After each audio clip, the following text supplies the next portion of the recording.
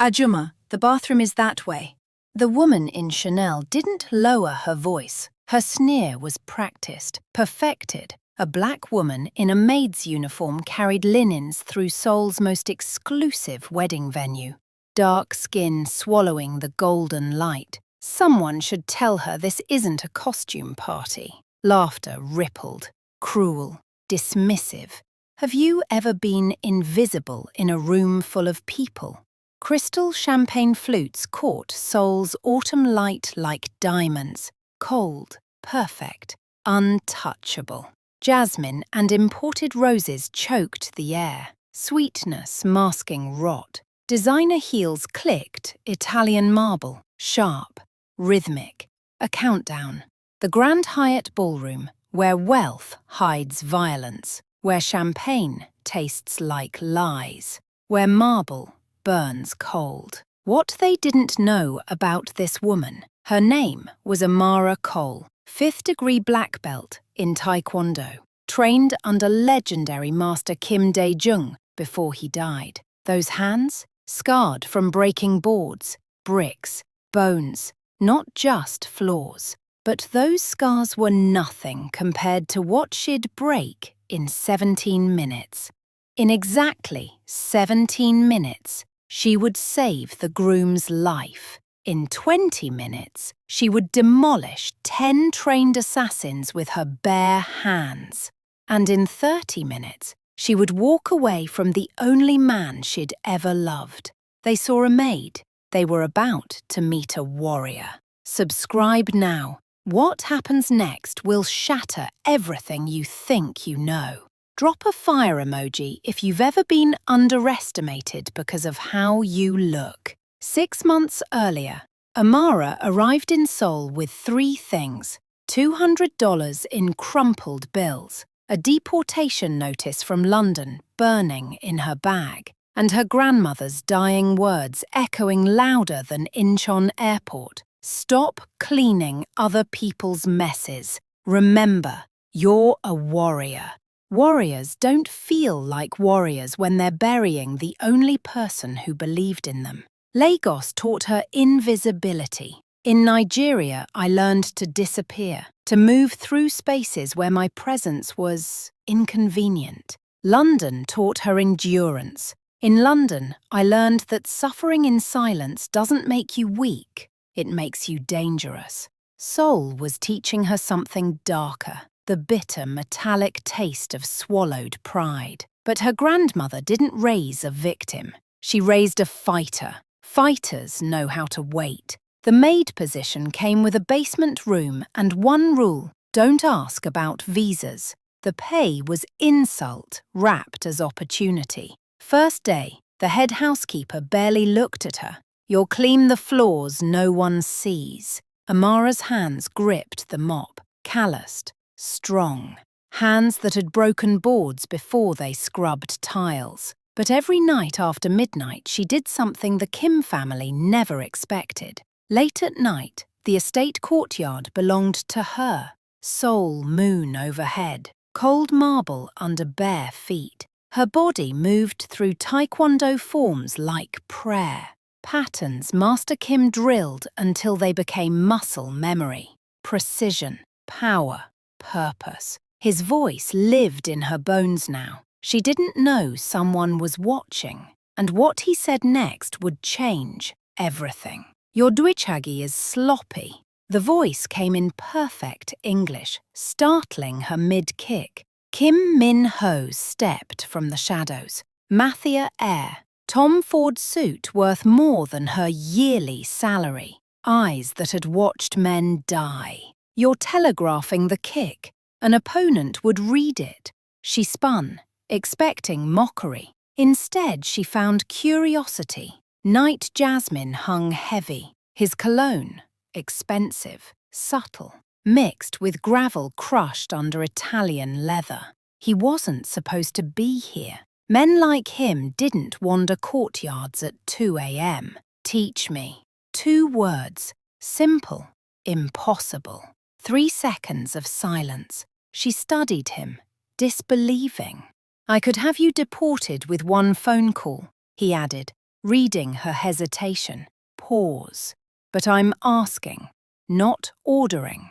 The most powerful man in Seoul, asking permission from a maid. She agreed, suspicious, intrigued, already knowing this was a mistake. Dawn sessions began, 5 a.m., before his empire woke and demanded blood. First session, awkward, formal, testing boundaries neither could name.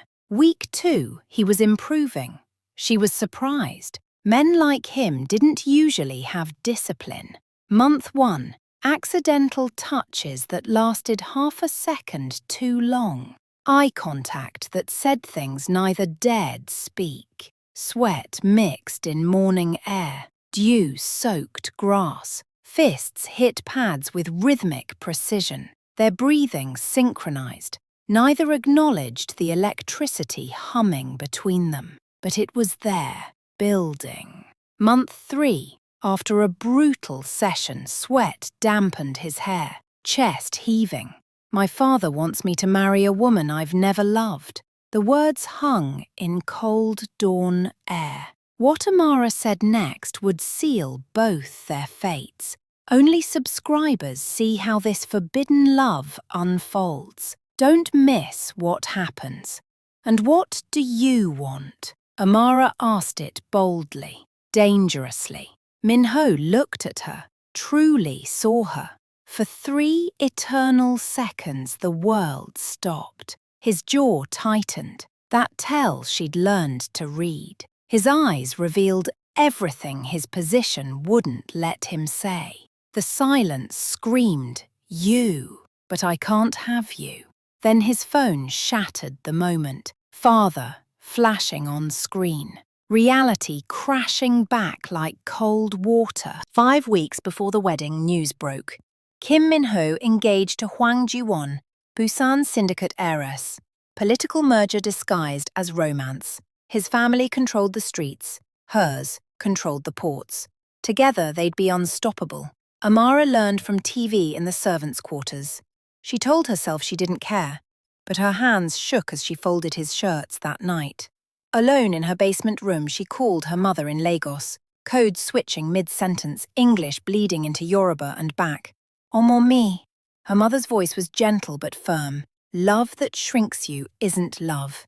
It's prison. Have you ever loved someone whose world would never accept you? Amara cried for the first time since arriving in Seoul. But what she didn't know, Min-ho's world was about to become her battlefield. Back to wedding day, Grand Hyatt ballroom. Present moment. Amara threaded through guests, fresh linens in arms. Insults rained like confetti. Does she think she's invited? Someone call security. Her face remained a mask of professional calm, but her eyes scanned. Alert. Hunting. She passed a cluster of men in dark suits. Fragments of conversation pierced the champagne chatter. Tonight, during the ceremony, Hwang family sent their Chonsa, angel of death. Min-ho won't survive to consummate the marriage. Her blood turned to ice. Linens slipped from trembling fingers. The world went silent, except for her heartbeat thundering in her ears. Adrenaline tasted metallic on her tongue. She'd spent 3 months learning his patterns, his tells, his truths.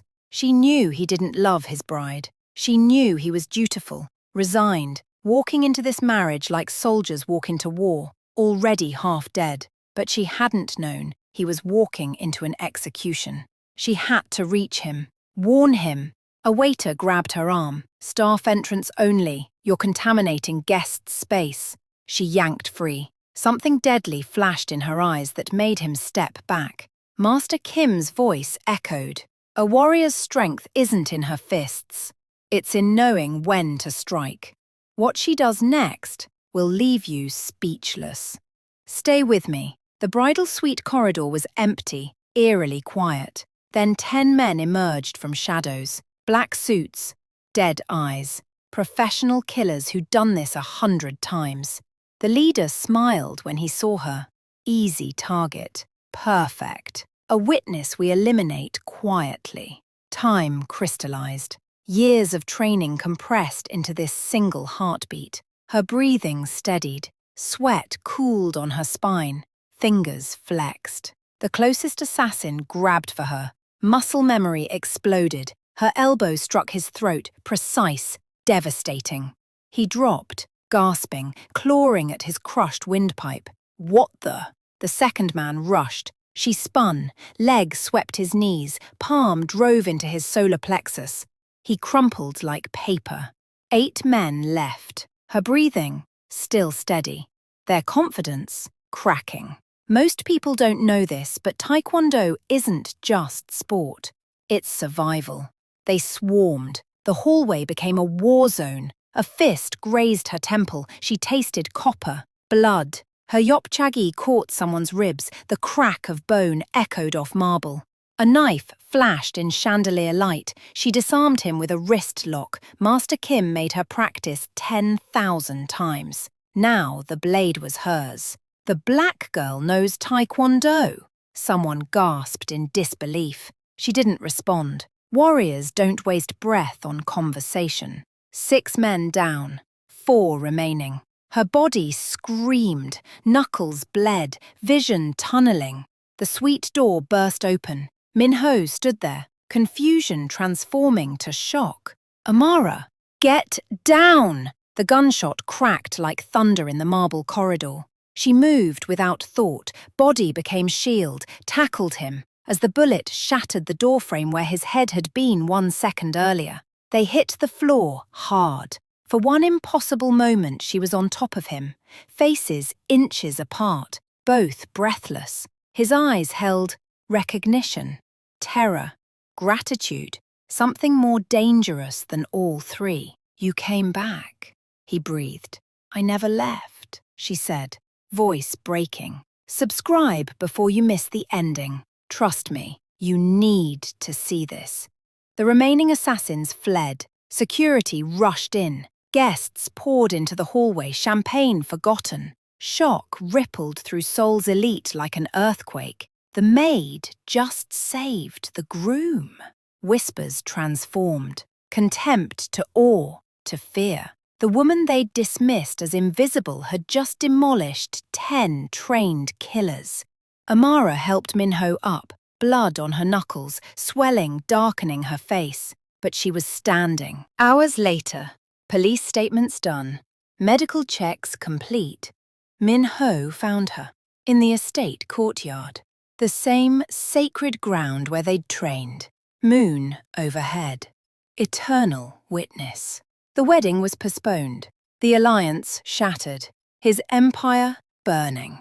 And he looked free. Why? He asked, voice raw. She touched her swollen lip, wincing. Because you saw a warrior, when everyone else saw a maid. Pause. Because love isn't about fitting into worlds. It's about burning them down together. He stepped closer. His hand found hers. Intimate, gentle. My father will disown me. I'm already disowned by every country I've called home. The syndicates will hunt us. Let them. I'll break them like I broke those assassins. He laughed then, broken, free, real for the first time in his life. A Korean mob boss and a Nigerian Taekwondo master. What a revolution we'll start, she corrected. He kissed her under their moon, where the impossible became possible. Don't leave. Not ever. I'm not going anywhere. His eyes glistened with tears he was too proud to let fall. His voice cracked. Team Amara or Team Walkaway? Debate in the comments. The wedding never happened. Min-ho walked away from his empire, with nothing but her hand in his. The woman they dismissed as a maid built an empire of warriors. They opened a dojang in Itaewon, Seoul's melting pot, where the city's forgotten found their strength, where immigrant kids learned to fight back, where invisibility became power. A photograph hangs on the wall. Master Amara Cole, 5th degree black belt, destroyer of assassins, builder of warriors. Sometimes the wedding guests pass by. They never recognize her, but she remembers every insult. and she smiles. Not from bitterness, from victory. The world will always underestimate you until you show them who you've always been. If this moved you, don't scroll past. Subscribe for more stories like this. Was she wrong to risk everything? Tell me in the comments. Still not subscribing? Drop a comment. What's holding you back? Next, the homeless veteran everyone ignored until he stopped a subway terrorist. You won't believe how.